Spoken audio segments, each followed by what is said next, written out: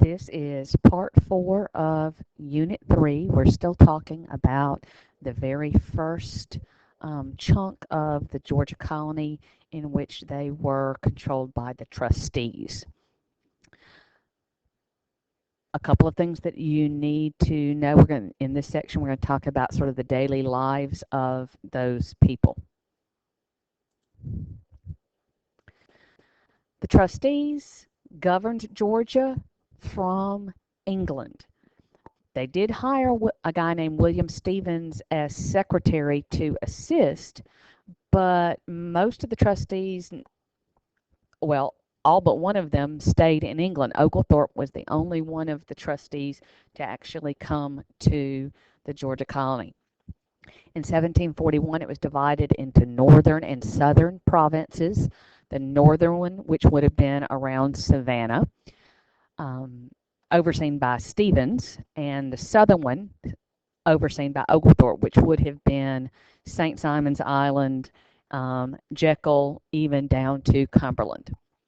In 1743, Oglethorpe returns and does not come back. Stevens runs the colony for the rest of the trustee period.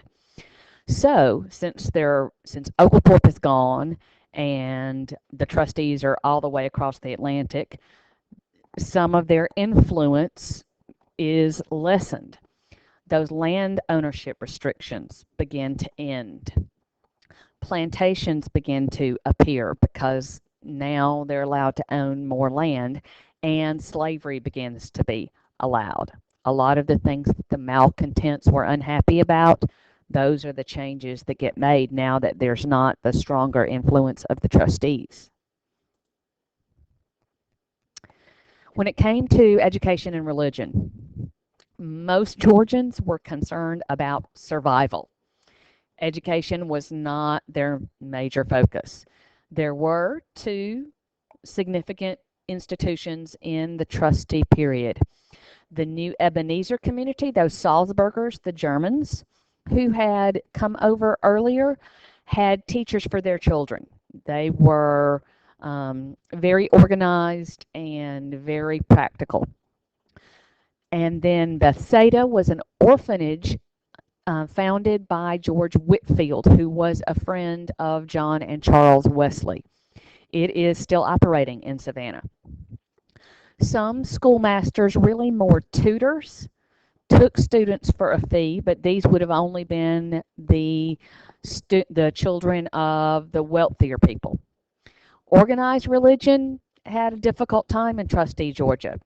The Church of England did send some Anglican priests to hold worship. The Wesley brothers, John and Charles, were the two main ones. John spent time in Savannah, and Charles was further down on St. Simon's. The most successful colonists in organizing religious services were those Salzburgers, the German Protestants. But for the people who lived away from the towns, organized worship was not really available to them.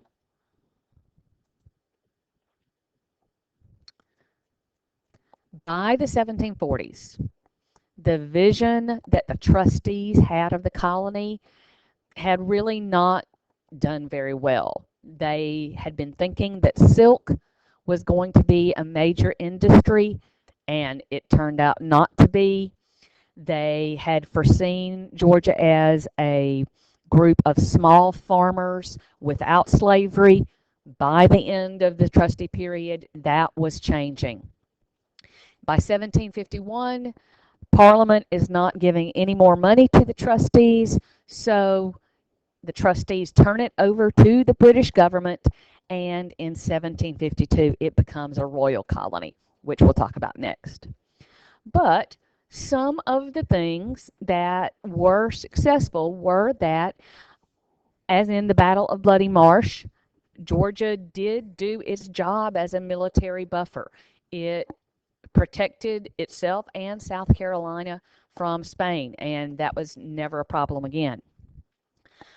Augusta Further up the Savannah River is developing as an important center of trade with the Indians, and the settlers are very busy clearing fields, building homes, public buildings, learning to survive in a new environment. So by the time the first royal governor arrives, Georgia is on a path to prosperity and growth.